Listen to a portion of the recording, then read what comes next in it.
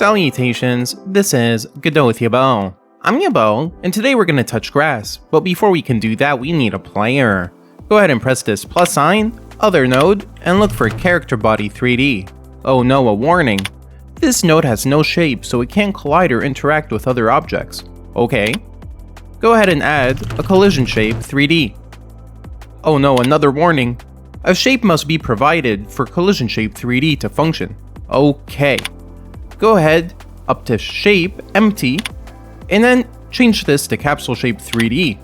While we're still here, hit transform, and change the Y to 1.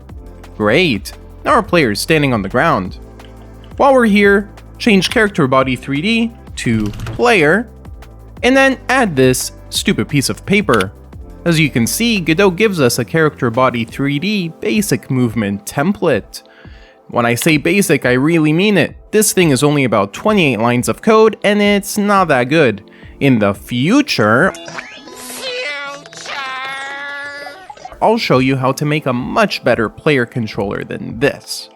Go ahead and save the scene as player, and go back to your test scene.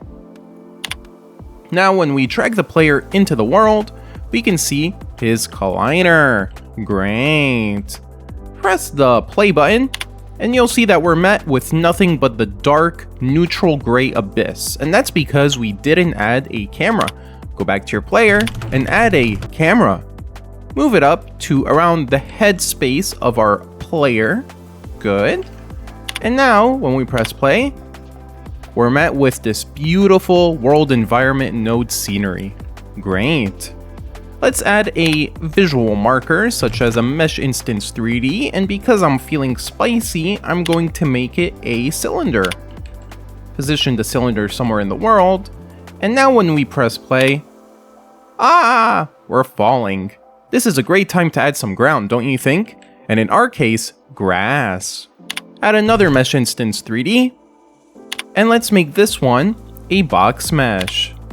You can drag these orange nipples, and while you hold Alt, it'll actually scale in both directions. Then just move it down until you see the grid lines.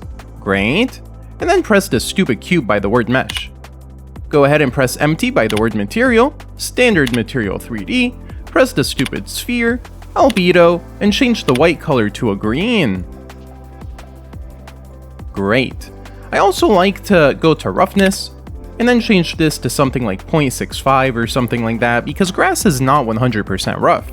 Now when we press play, we're still falling, and that's because we don't have a collision on this. So with your grass selected, hit mesh, and then create collision shape.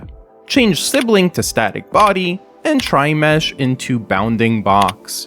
Hit create, and that'll create a static body 3D and a collision shape 3D. Now when we press play, finally, our player is walking on the grass, and we can even jump with spacebar. Great! So, what did we learn? We learned how to make a character using the built-in templates, and how to touch grass. This has been Yaboe signing out.